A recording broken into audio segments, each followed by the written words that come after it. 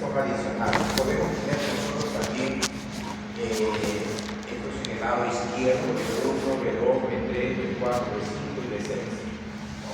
Pero también podemos tener para el lado derecho, si queremos mirar el corazón del lado derecho, cada electrodo puesto nos va a mirar un lado del corazón.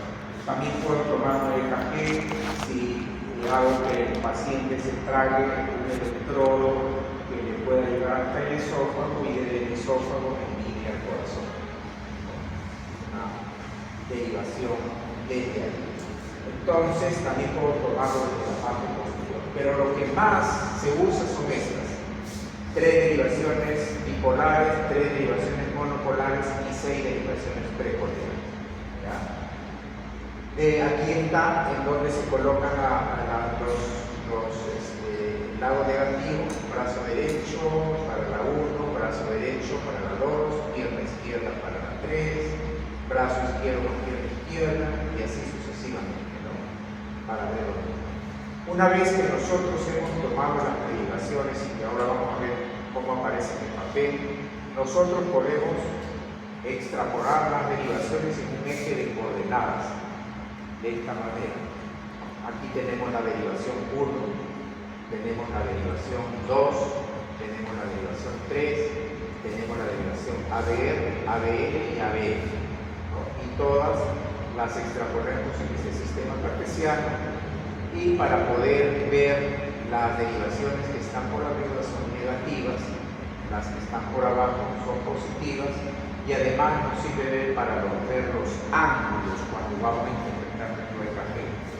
En la interpretación del EKG tenemos que ver la frecuencia cardíaca, el ritmo, la amplitud, la distancia, entre otros, ¿no? Y alteraciones que puedan observarse aquí. Este esquema también es para ver dónde va el polo negativo, dónde va el polo positivo. Miren la pierna izquierda, generalmente la pierna derecha es, digamos, se pone un electrodo, pero este es el electrodo que se dice que hace tierra, o sea, no se considera para anular las pérdidas que puedan haber. Entonces, de esa manera trabajamos con el electrocardiograma. Esas son las ondas que se van a trazar en el electrocardiograma que usted lo debe de saber, ¿no? Este es el complejo de EKG en donde tenemos nosotros la onda P. Este EKG se caracteriza por tener ondas, segmentos, intervalos dentro de su estructura. En primera instancia tenemos la onda P, luego tenemos el complejo QRS, tenemos el segmento ST, tenemos la onda T y a veces aparece una onda que es la onda U. Acá podemos tener un segmento. Un segmento es una parte del eje isoeléctrico.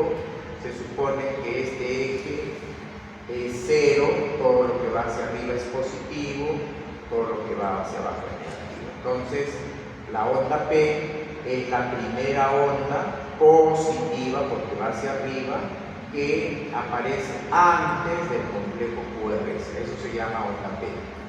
El espacio que va desde la onda P hacia el inicio del complejo QRS se llama segmento PR.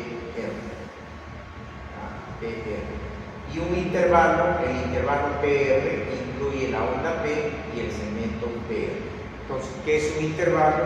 Es la suma de una onda más un segmento.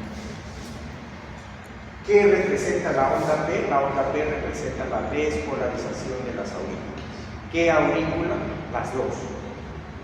La primera parte de la onda P corresponde a la despolarización de la aurícula derecha y la segunda a la despolarización de la aurícula izquierda. El complejo QRS corresponde a la despolarización de los ventrículos. Y la onda T corresponde ¿a qué?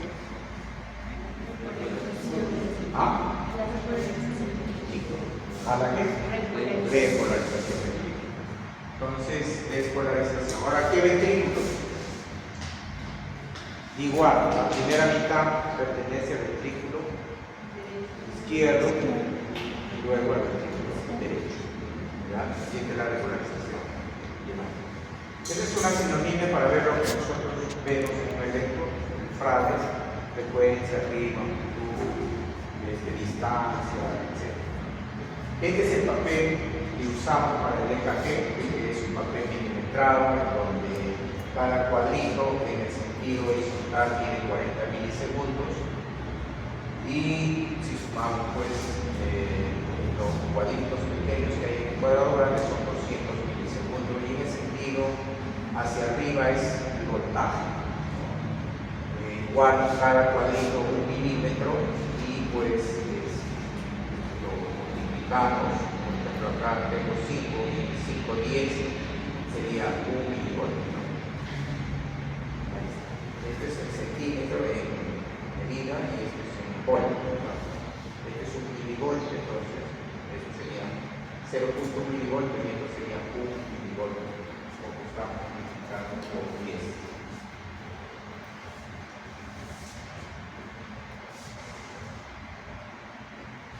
Ahí está la descripción entonces de las ondas.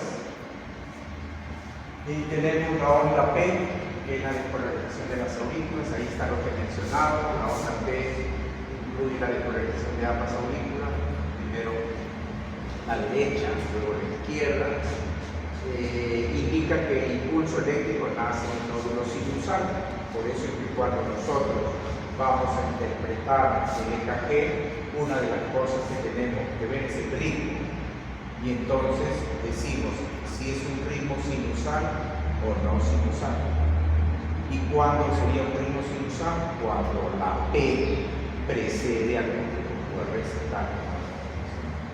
Si vemos en el EKG, en las derivaciones, P precede al QRS, entonces decimos que es un ritmo sinusal. Además, el nódulo sinusal, ¿cuál es su descarga del nódulo sinusal? ¿Con qué frecuencia descarga? ¿Cuál es la frecuencia de descarga del nódulo sinusal? ¿Cuánto? ¿Cuál? 60-100, que es la frecuencia cardíaca normal. Entonces, si tengo una persona que tiene una frecuencia cardíaca de 50, podría no ser un ritmo sinusal. Se podría ser un ritmo. ¿Y cuándo descarga el nódulo auriculoventricular? 40 a 60. Ya, 40 a 60. Entonces, es importante la descarga de cada nódulo. Ahí está entonces como el nódulo sinusal está descargando en la aurícula derecha primero, luego la izquierda y luego vienen todos los nódulos externos. Pueden ocurrir alteraciones, porque por ejemplo pongamos un marcapaso o una persona que tenga bloqueado el nódulo sinusal y que de repente por aquí descargue, ¿no? Y se genera una onda que más bien va en sentido contrario, se llama una onda P retrógrada. ¿Cuánto dura una onda P? De 0.08 a 0.11 segundos. Esa es la duración, que sería más o menos un cuadradito del papel milimetrado hasta 2. 2 y un poco más, porque 3 sería 0.12, ¿no es cierto? Porque cada cuadrito mide 0.4. Entonces, la amplitud, el tamaño de la onda, siempre es menor de 2.5 milivoltios en la derivación 2, en la B2. ¿Qué más? Tenemos alteraciones. La onda P mitral, llamamos la onda P mitral cuando tenemos una hipertrofia de la aurícula izquierda, ¿no? Cuando tenemos una hipertrofia de la aurícula izquierda, entonces me va a durar más del tiempo que estoy mencionando, me va a durar más de 12 segundos, quiere decir más de 3 cuadraditos, ¿no? Va a ser una onda ancha. Tenemos estenosis mitral o en la hipertensión arterial también se puede dar la onda P mitral.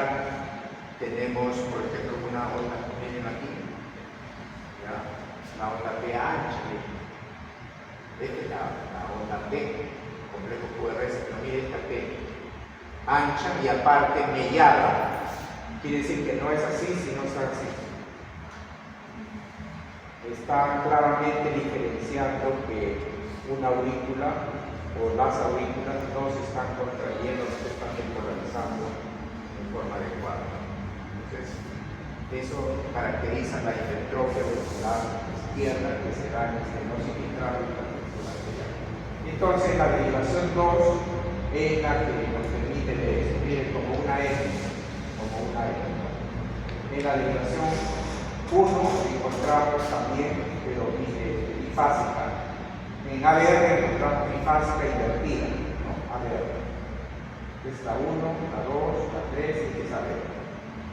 Y así en las precordiales también podemos encontrar alteraciones en la onda P.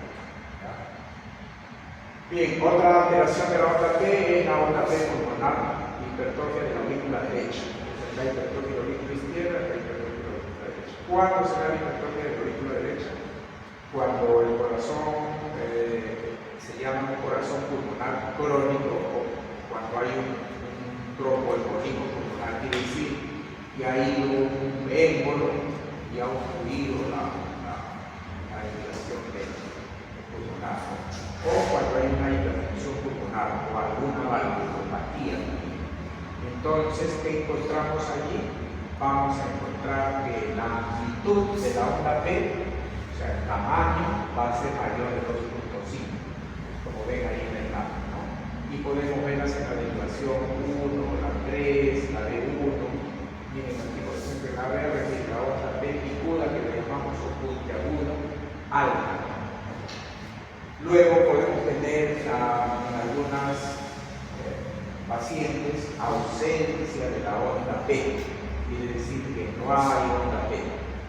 Falta entonces que se genere el impulso en el nódulo sinusal, no hay problemas en la conducción, va a haber superposición de la onda T o complejos QRS. Pero esas son las situaciones que pueden ocurrir.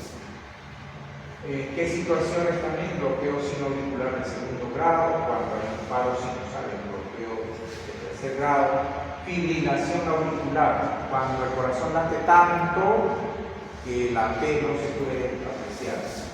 Taquicardia con onda P no visible, ¿no? Y aquí está. Entonces vemos ausencia de la P, bloqueo sinoauricular o paro sinusal, porque el nódulo sinusal no está destacado.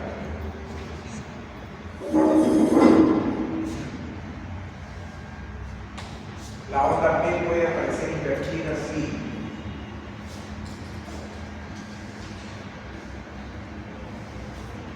La onda P puede ser invertida cuando el impulso no se produce de derecha a izquierda o de arriba hacia abajo. El vector de despolarización en la sumatoria de toda la despolarización del corazón sigue una dirección de derecha a izquierda, de arriba hacia abajo y de atrás hacia adelante. Esa es la dirección que tiene el vector de despolarización. Entonces, cuando el impulso no se produce de derecha a izquierda, de arriba hacia abajo, tenemos una onda P invertida. Ahí está. Onda P invertida. Puede observarse en algunas derivaciones. La D1 puede deberse a una incorrecta colocación de los electrodos, o también puede deberse a que el paciente tenga una dextrocardia. Entonces, esto nos hace reflexionar en el sentido de los exámenes de ayuda diagnóstica. El EKG es un examen de ayuda diagnóstica. Cuando yo pienso que mi paciente tiene algo que necesita ser comprobado, ¿no? Mi paciente es un hipertenso y los hipertensos hacen hipertrofia del ventrículo izquierdo y mi paciente está teniendo problemas y hago un EKG porque pienso que hay una hipertrofia. Pero no es que mi paciente viene porque tose y le digo, hágame un EKG. No es la conducta adecuada. Y esto a veces es cuestión de comunicación y cuestión de criterio. Y justo puedo comentar hoy día, y sucede siempre, me llama a un familiar de un paciente y le dice que tenía problemas de zumbido de oído y de mareos, que había ido al cardiólogo y el cardiólogo le había mandado una serie de análisis. Y me dice, no puedo hacerlo, se está. Entonces, yo le digo, ¿pero qué le ha dicho el cardiólogo? ¿Qué es lo que piensa? ¿Qué es lo que sospecha? ¿Cuál es su diagnóstico? No me ha dicho que agarre para ver si se encuentra algo, si tiene alterado algo. Entonces, la pregunta, ¿es lo correcto? Y esto yo, con la experiencia que tengo, observo que la actitud de los profesionales está cambiando a través del tiempo en base a muchas situaciones y dentro de ellas al desarrollo de la tecnología. Y lo observo también que acabo de tener clase con los alumnos del tercer ciclo, del segundo ciclo, y le estaba dictando el examen y las preguntas y se me da un montón para escribir. Y me hace acordar a los internos que llevan al hospital. Entonces yo trabajo en el área de emergencia y en emergencia se tiene que trabajar rápido. Entonces llega un paciente, lo interrogamos y todo, y yo le digo, ya, mira, ¿qué te parece? Al interno. Algunos se quedan callados, como ustedes ahora, muchos, y otros me dicen esto, lo otro. Yo digo, ya, pídele por el examen. Ya, a ver, vas a pedir esto, lo viene. Y me dice, doctor, ¿qué me dijo? Doctor, ¿cómo era? Oiga, te estoy diciendo, y esto que no le digo nada. Le digo, viene tal, o receta de tal. Y demora mucho porque no están entrenados, no sé, creo que ahora ustedes no están entrenados para escribir rápido. Y cuando tienes 20, 30 pacientes que te hacen bola y que te gritan y que tienen que dar atención, tienes que trabajar rápido en la emergencia.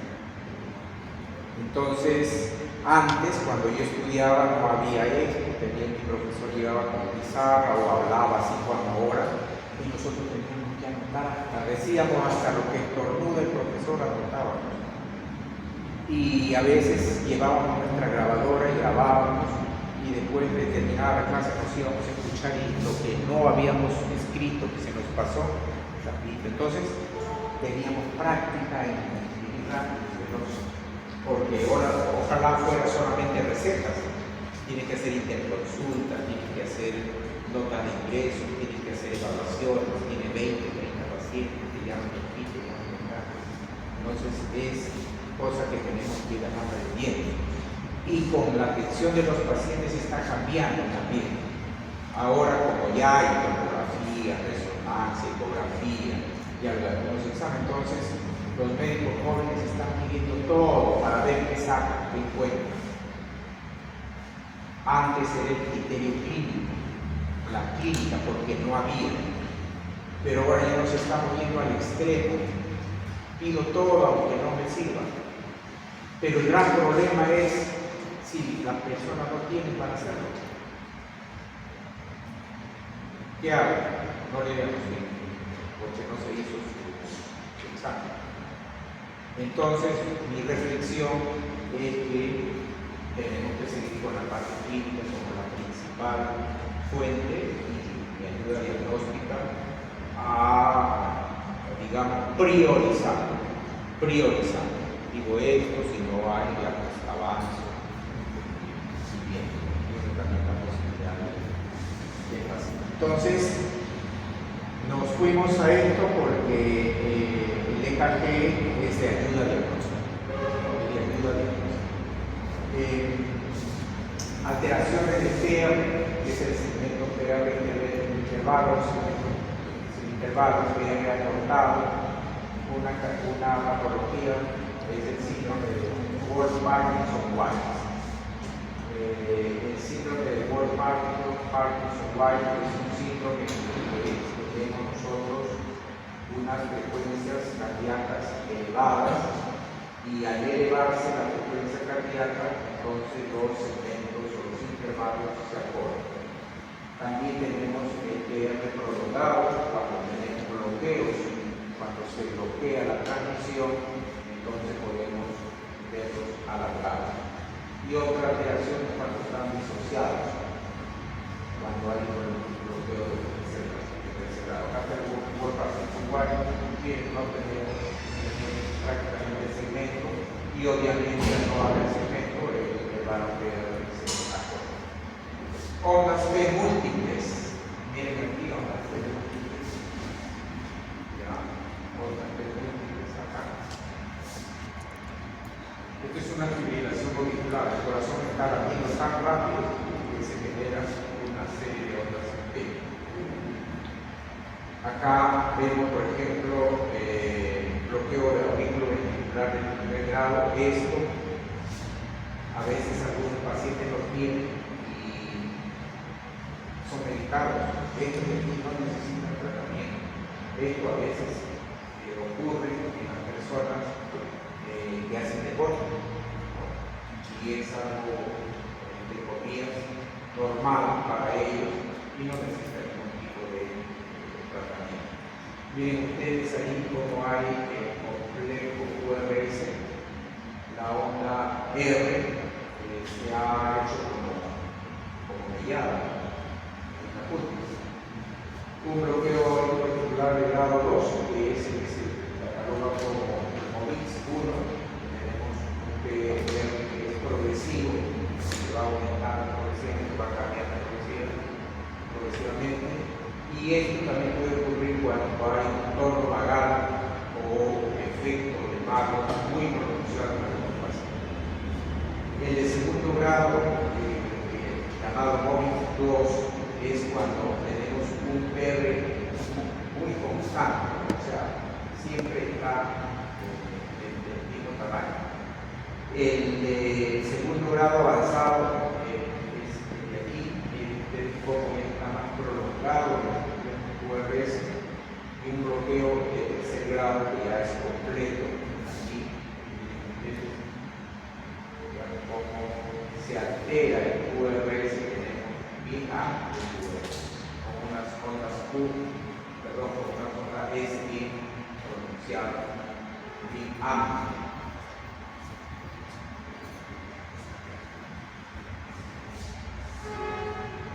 El complejo QRS también se puede alterar. Tenemos alteraciones del QRS como bloqueos, que puede ser de rama derecha, de rama izquierda. Y cuando tenemos un bloqueo de rama derecha, tenemos un patrón RSR, se llama en las derivaciones B1 y B2. Entonces nosotros nos vamos a las derivaciones B1 y B2, por eso es importante saber en dónde yo voy a ver bloqueo, en qué derivaciones.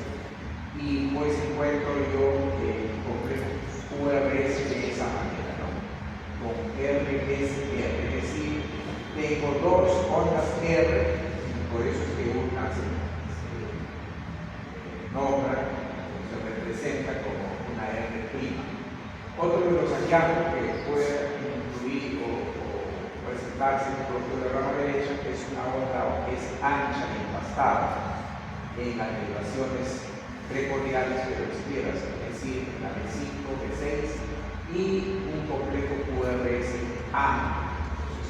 QRS amplio, aquí, complejo QRS que solamente tenemos la onda R y ancha. Acá tenemos casi una onda Q muy pequeñita y la R es ancha. Y también el B1 que a esto es lo que mencionaba hace un momento, como una onda R pequeña y una onda R' grande. RS.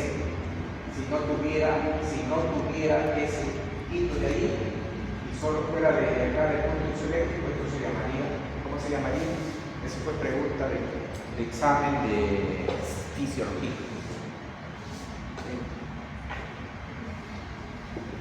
¿Cómo se llama la onda?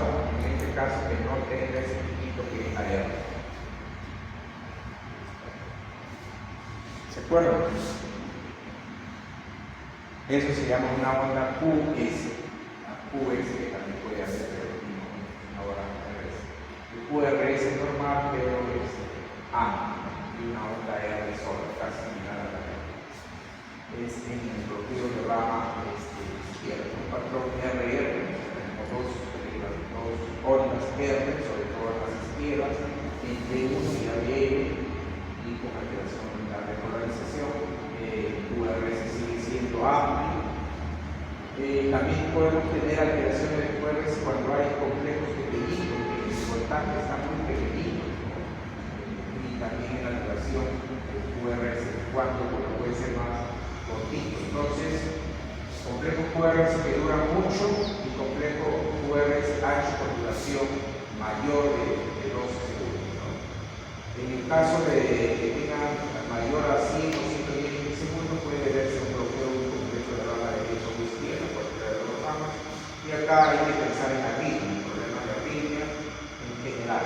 Una de ellas es la taquicardia supraventricular, que es una de las arritmias más frecuentes que tenemos, ¿no? Junto con la fibrilación auricular. Alteraciones del complejo QRS en el bloqueo anterior izquierdo, ¿ya? Se llama así porque es en la pared anterior izquierda del ventrículo del recto. Vamos a tener entonces en el EKG ondas R altas, ondas S profundas, y el eje obviamente se debía hacia la izquierda porque puede haber una hipertrofia a su vez del ventrículo izquierdo, un bloqueo posterior izquierdo que se va a encontrar zona, y por eso se ve en las derivaciones 2, 3, ABF. También en este bloqueo posterior izquierdo podemos tener S profunda, el eje se va a desplazar hacia abajo y hacia la derecha porque aquí más bien hay alteraciones en el lado derecho. ¿Cómo diagnosticamos en el bloqueo anterior izquierdo? Obviamente con el EKG, encontrando la duración del QRS, viendo el eje y viendo las ondas de cada una de ellas. Una onda Q también puede verse alterada y es patológica de acuerdo a su duración, cuando sea mayor de 0.04, es decir, mayor de un cuadradito. Cuando la amplitud más bien es la que está alterada, si es mayor a 0.08 milivoltios, esa es la altura, o cuando la altura sea superior al 25% del QRS. O sea, si tomamos en consideración todo el QRS y lo dividimos en 3, vemos, por ejemplo, de que la onda Q está acá, esto se supone que es 30 o 35 y 35 más o menos, 100%, y esta onda es mayor del 25% de la onda R, entonces decimos que es una onda, alteración de la onda Q. Y las causas de esto puede ser infarto del miocardio, hipertrofia del ventrículo izquierdo, una miocardiopatía hipertrófica, o porque hay un bloqueo o síndrome de Wolff-Parkinson, como vimos en el caso anterior.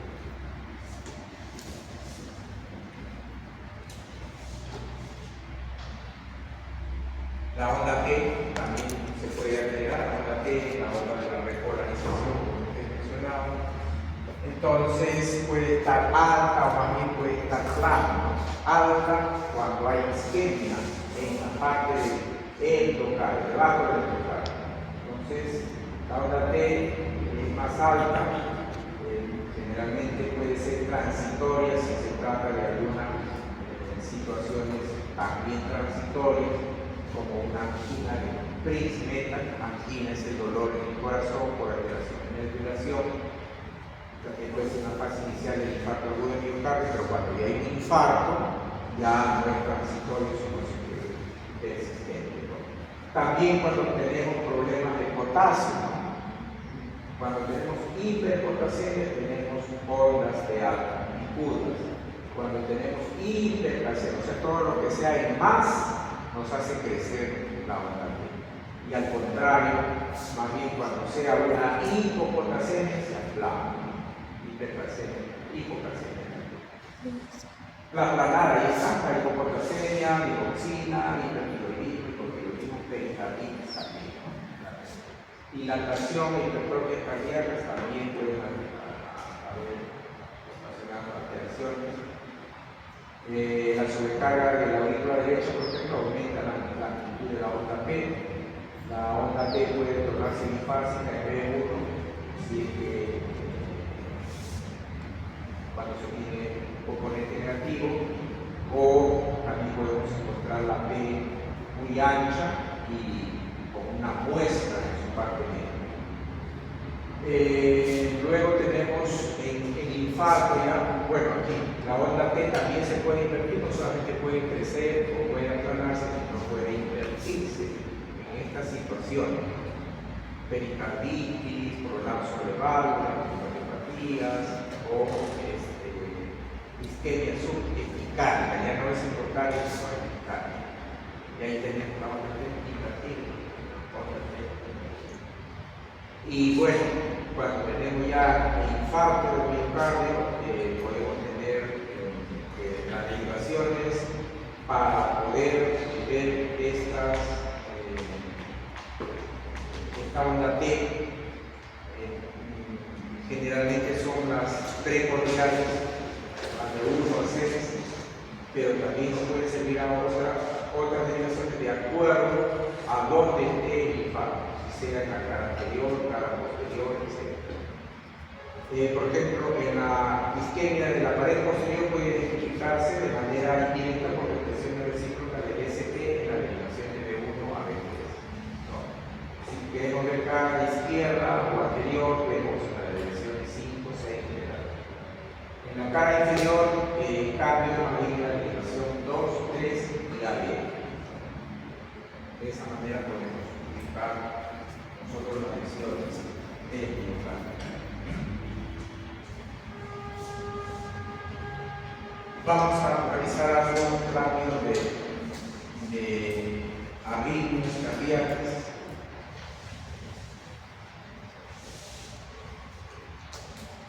Los trastornos del ritmo son varios que están incluidos dentro de lo que es las arritmias. Obviamente la arritmia es un trastorno del ritmo, y el ritmo dijimos que era sinusal y que conlleva una frecuencia de 60 a 100 en el corazón. Si tengo un paciente que tiene 50, eso es una arritmia. Si tengo un paciente que tiene 140, eso es una arritmia. Están fuera de rango. ¿Ya? La más frecuente, entonces hablamos de bradiarritmia y de taquiarritmia, ¿no? Y las arritmias cardíacas entonces se clasifican en taquiarritmia y bradiarritmia. Las taquiarritmias, que son las más frecuentes, ¿estáis viendo? No. Las taquiarritmias entonces se clasifican con URS estrecho y con URS ancho. Cuando hablamos de arritmia, entonces vemos si este ritmo del corazón es rápido o más bien es lento. Será una arritmia auricular, será una arritmia ventricular, cómo está el ritmo, cómo está la frecuencia, cómo está la onda P, cómo está el complejo cuerpo. Todo eso nos interesa en un paciente que tenga arritmia.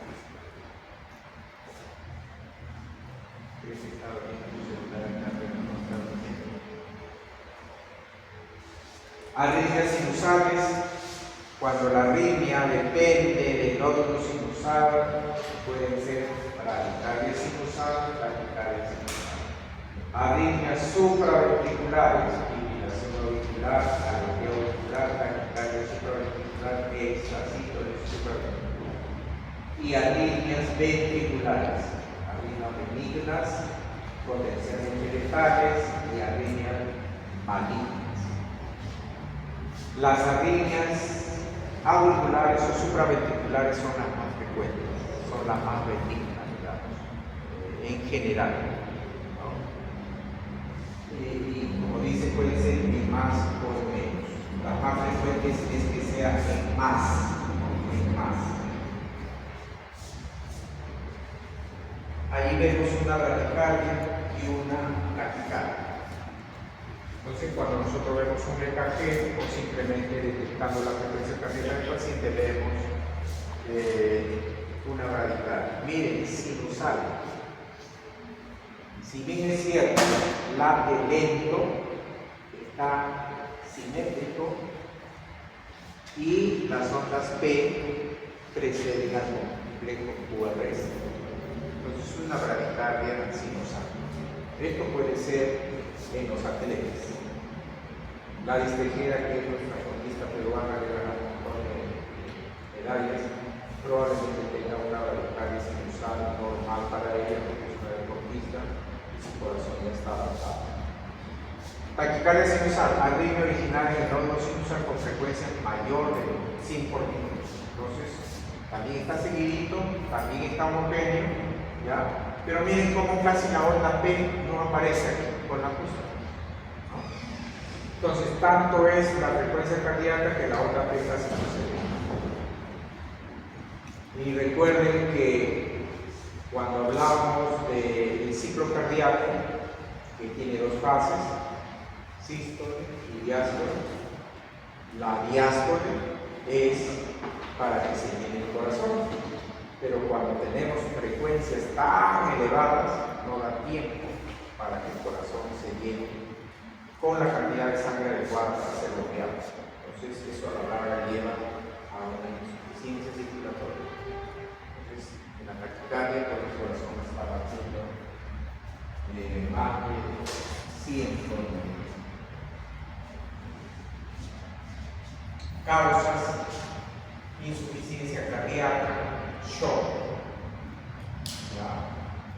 problemas de presión pulmonar, infarto, hipertiroidismo, catecolaminas, algunos productos tóxicos, alcohol, nicotina, cafeína, ejercicios, cuando estamos muy emocionados, preocupados, estresados, cuando hay fiebre, cuando hay estados de inflamatorio, dolor.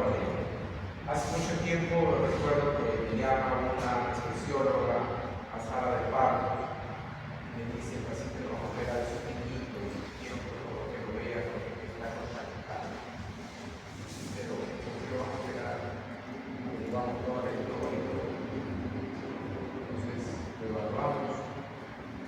¿Le tomamos temperatura? No, más de comer. Tenía 40 días. Y esa era la razón de su taquicardia. Algo así. Anemia, porque si tenemos poco glóbulo rojo, los glóbulos rojos llevan el oxígeno, entonces una respuesta del organismo a falta de oxígeno. Implicancias de la taquicardia sinusal. ¿A qué nos llevan cuando hay una taquicardia sinusal? Puede precipitar arritmias, porque acabamos de decir que no hay un flujo sanguíneo adecuado, y esto es para todos los órganos, incluyendo el corazón. ¿El corazón en qué fase del ciclo cardíaco se gira?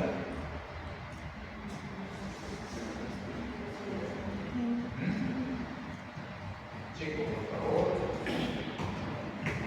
Están adelantando el curso, se supone que están pero muy preparadísimos. En la diástole, por supuesto, en la diástole.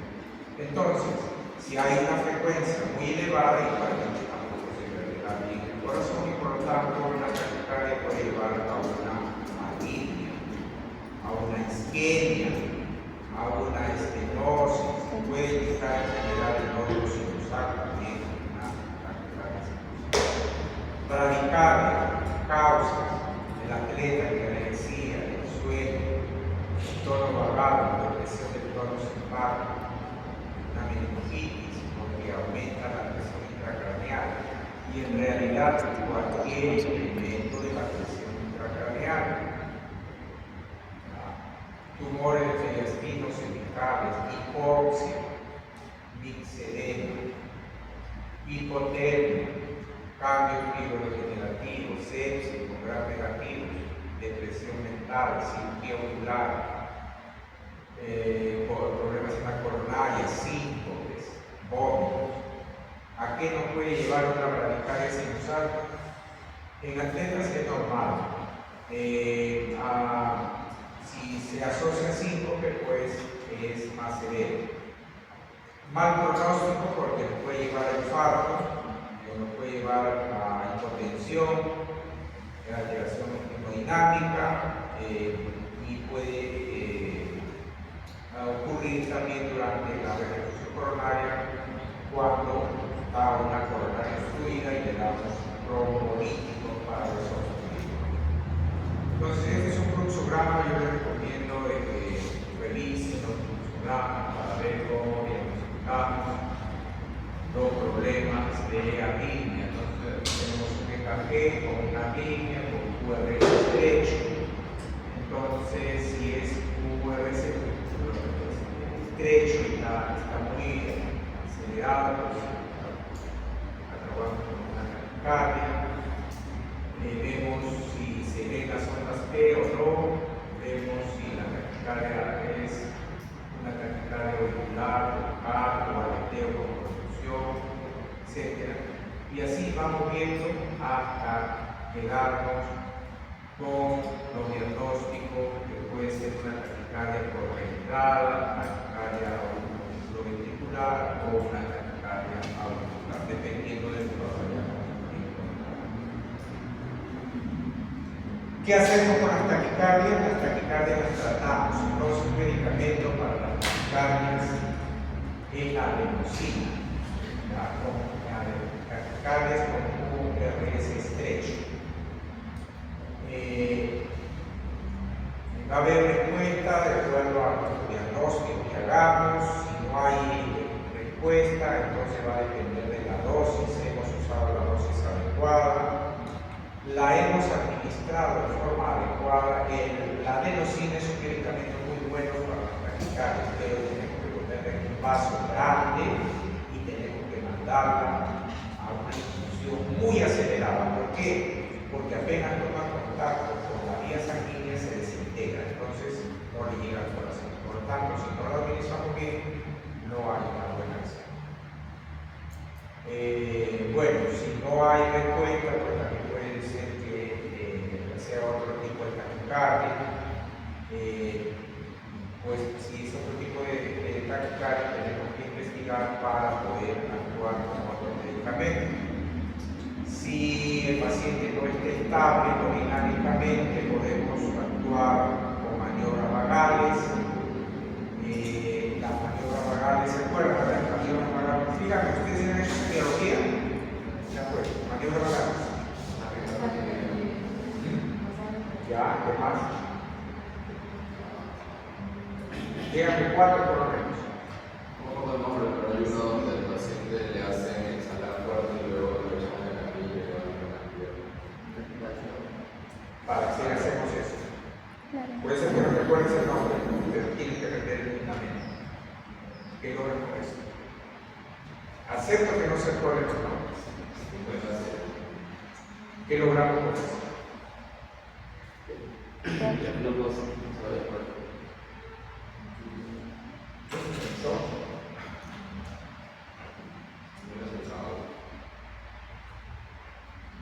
Con eso logramos contracción muscular.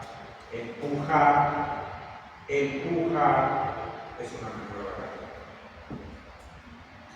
Masaje carotídeo, empujar, soplar.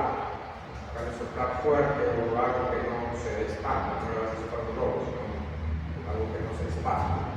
Eso desencadena para presión ocular, agua helada en la cara. Son maniobras que podemos hacer en primera instancia ya hasta en casa cuando tengamos al uso de nuestra familia que tenga una taquicardia. Y si el paciente está hemodinámicamente estable, podemos hacer recardiación con cambio corriente. Si no hace caso a la maniobra vagal, pues podemos usar la adenosina. Y si no es efectiva la adenosina de la familia, los beta-bloqueadores, si son inefectivos, vamos a cardiovascular. Ese es el manejo de las taquicardias. Y bueno, el otro lado es la media con QRS. ¿Qué hacemos? Igual, maniobras vagales con cardioversión dependiendo del estado hemodinámico, adenosina, igual aquí no usamos verapamilo, usamos procainamida o miodarona, y si no hay respuesta, también volvemos a la cardioversión. Fibrilación auricular es una de las taquicardias que es muy frecuente y una de arritmias que se produce porque hay focos ectópicos, sitios de entrada múltiples en la aurícula. O sea, en otras palabras, hay múltiples lugares en la aurícula que despolarizan. Entonces, se caracterizan porque son ondas rápidas y regulares anormales. Como un serrucho, así por ejemplo. Miren, la frecuencia auricular suele estar entre 350 a 600 por minuto. Difícil de contar. Muy difícil. Entonces, las causas pueden ser cardíacas y no cardíacas. Las cardíacas, la hipertensión, la insuficiencia cardíaca, cardiopatía reumática, valvulopatías, enfermedad del seno coronario, de la mama, síndrome de excitación, algunas cardiopatías y pericardiopatías. Y las causas no cardíacas, diabetes, tirotoxicosis, infecciones, alcohol, cáncer de pulmón, cuando hay postoperado de bypass coronario, es también una causa.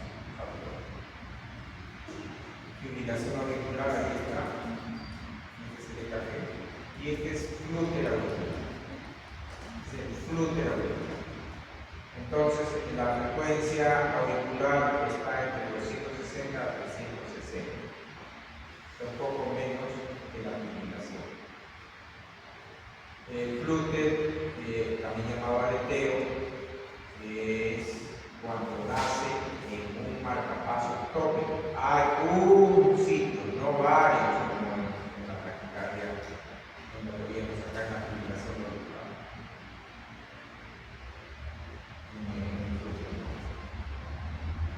Taquicardia paroxística supraventricular es otro tipo de taquicardia, taquiarritmia, ¿no?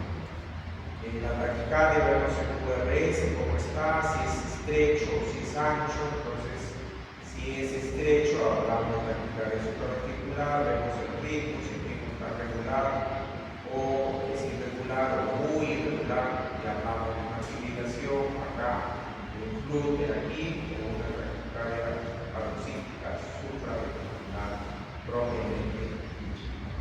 Y bueno, si es mayor, es amplio, es como QRS amplio, es una taquicardia ventricular o supraventricular. Entonces, son paroxismos que inician bruscamente y también terminan bruscamente. La fibrilación ventricular suele ser más, digamos, de 160 a 140, constante, pero puede ser más amplio. El ritmo regular, la P está presente o ausente, puede ser ausente por la gran frecuencia. El PRS, si la onda P precede el QRS o PRS menor de 0,12 segundos, y si sigue el QRS, el PRS menor de 20 segundos. El valor de RS siempre tiende a ser normal. Bueno, ya bajamos al ventrículo y hay intrasístoles ventriculares, es más la contracción prematura del complejo QRS, es QRS amplio, poco visible, se origina en un punto tópico del ventrículo y ocurre antes del latido siguiente y es seguido por una pausa compensatoria. Es una arritmia que se origina, como acabo de decir, un foco tópico del ventrículo. Esta es su representación en EKG. Aquí hay una pausa compensatoria de carga frecuente. Todas estas son imágenes de taquicardia del ventrículo. Acá hay también un flúter similar a lo que hay en la aurículas podemos encontrar un glúteo auricular, perdón, ventricular. El tratamiento de todas estas taquicardias, ya hemos mencionado algunas, pero hay otras que no responden a eso y pueden llegar incluso a la cirugía o a que se le implante un marcapaso. Pero como la gran mayoría son benignas y no necesitan un tratamiento porque tienen un origen en que se puede mejorar, como el reposo, o evitar el tabaco, la cafeína, el alcohol, el estrés. Cuando se necesitan las drogas, pues aquí tenemos la famosa adenosina, digoxina, verapamina, que ya hemos visto, ¿no? En las ventriculares, lidocaína, fenitoína, quinidina, proteanina, liquina, dentro de las principales. Y pues para algunas drogas también para el control de confusión, atropina, adrenalina, isoproteador. Y este es el potencial de acción que deben de recordar que mencionamos a un inicio, y para poder ver dónde actúa cada una de las drogas. Por ejemplo, el potencial de acción es en la fase en la que hay una gran entrada de sodio a la célula por los canales de sodio, obviamente, y aquí actúa, por ejemplo, la lidocaína, la fenitoína, la amiodarona, la quinina y la fenilcarnitina, disminuyendo estos canales de sodio para que no crezcan. También esta meseta es por la salida del calcio, y pues aquí actúan los medicamentos de clase 2. Me olvidé mencionar la clase de los medicamentos, clase 1C, 1A. Aquí la de clase 4 está el verapamina de digital, que actualiza aquí en los canales de calcio y actuando sobre la meseta del potencial de acción de esta célula. Y en la clase 2 tenemos los beta-bloqueadores, el propanolol, atenolol, sotalol, y el sotalol, que intervienen en el periodo refractario, relativo, en donde está involucrada, ¿qué electrolito está involucrado allí?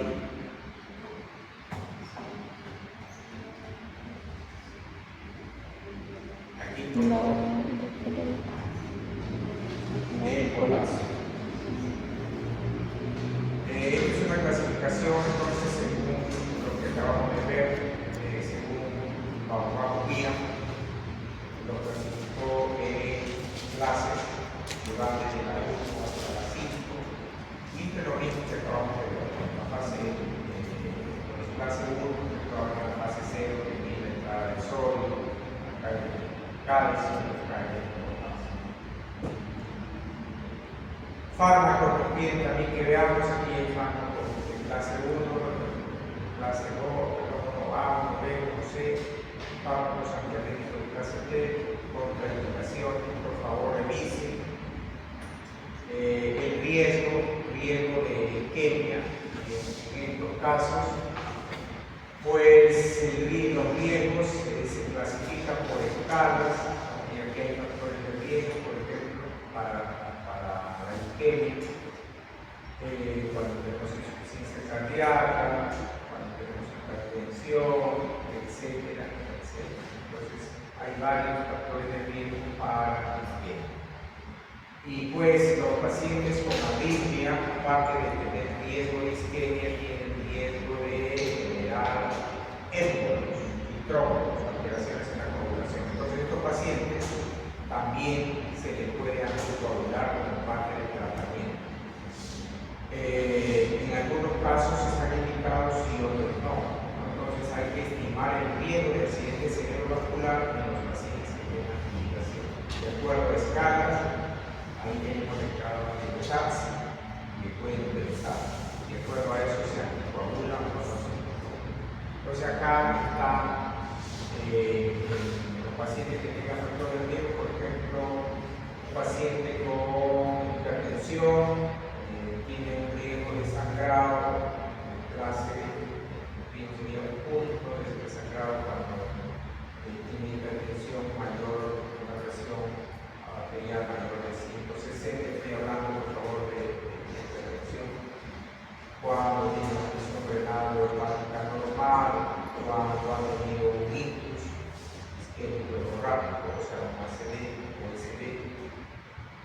cuando tiene antecedentes de sangrados familiares o personales, cuando tiene alteraciones de la coagulación debida por PNR, personas mayores de 75 años y personas con consumo de alcohol o alguna otra droga, cafeína, etc. Entonces, se valora todos estos factores de riesgo y se va a un puntaje a cada uno de ellos. En total podemos llegar a 2, 3, 4, 5, 6, 7, 8, hasta 9 en el cambio. ¿Qué hacemos con los pacientes que necesitamos anticoagular? Podemos anticoagular con diferentes tipos de anticoagulantes, recordando que la coagulación pasa por los factores y la cascada de coagulación para finalmente llegar a la formación de fibrina que provoca el hidrógeno. O sea, transformarse fibrinógeno en fibrina por acción de la trombina, que a su vez deriva de la protrombina por acción del factor 10 activado, ¿no?, en la cascada de coagulación. Entonces, muchos de los anticoagulantes actúan así, aquí, sobre el factor 10 activado o sobre la trombina. Tenemos la hidrataflorgestro, la heparina fraccionada, la enoxaparina y otros anticoagulantes que pueden usarse y que van a actuar a ese nivel. Sobre la presión arterial está determinada o en la fuerza que ejerce la sangre sobre las paredes de los vasos sanguíneos. Los factores determinantes cuáles se van a hacer: la frecuencia cardíaca, va a ser el volumen sanguíneo, va a ser la resistencia vascular periférica, va a ser incluida la elasticidad de los vasos, ¿no? Entonces, si un vaso está rígido, la presión aumenta. Si aumenta la frecuencia cardíaca, aumenta la presión arterial. Si aumenta la volemia, aumenta la presión arterial. Entonces, todos estos factores. Por lo tanto, hablamos de una carga, una precarga, una poscarga y un problema de la contractilidad. Y todos estos son los factores que acabo de hablar, más detallados. Y todo esto actúa o digamos, repercute sobre el volumen latido con la frecuencia cardíaca que da el gas más la resistencia y determina la presión arterial. Entonces, cuando nos enfrentamos a la hipertensión arterial, tenemos que revisar todo eso. Los valores de la presión arterial: la presión arterial grado 1, grado 2, grado 3, aunque en 2025 ha habido una recategorización de los valores de la presión arterial. No sé si las están aquí. No las veo. Acá, en la guía del 2025 determina que las presiones mayores o iguales a 130 sobre 80 para la Academia Americana del Corazón y para las guías europeas mayores de 140 sobre 90 ya necesitan tener tratamiento. ¿Por qué? Porque la evidencia dice que valores entre 130 y 139 en la sistólica y 80 a 89 ya se asocian con incremento de la mortalidad y morbilidad cardiovascular. Por eso es que la Asociación Americana de Cardiología del Corazón determina que con 130 nada más, o mayores de 130, mayor o igual a 130, tanto las históricas, ya debiéramos de actuar. Y en esta tablita, señores, mostraba ahí, 130 está aquí y aparece como normal alto. En realidad debiéramos de permitir solo 129 en las históricas. Si ya la sistólica está más de 130 para arriba, ya es paciente que considerado como hipertenso y hay que actuar. Y bueno,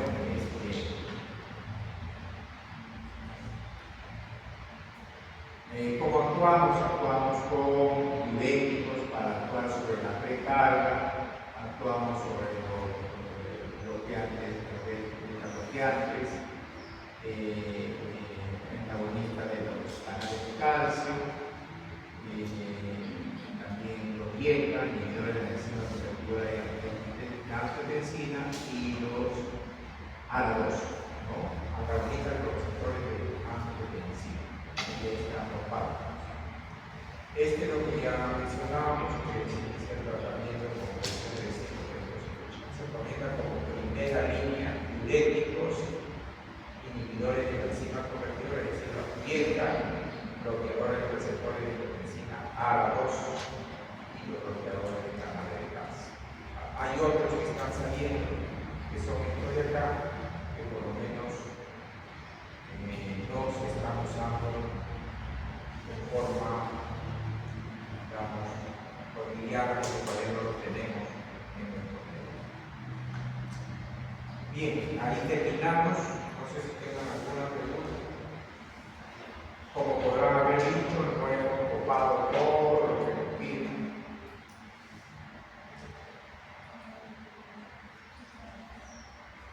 No sé si tengan alguna pregunta, por favor. Bien, entonces nos quedamos aquí y nos vemos la próxima semana.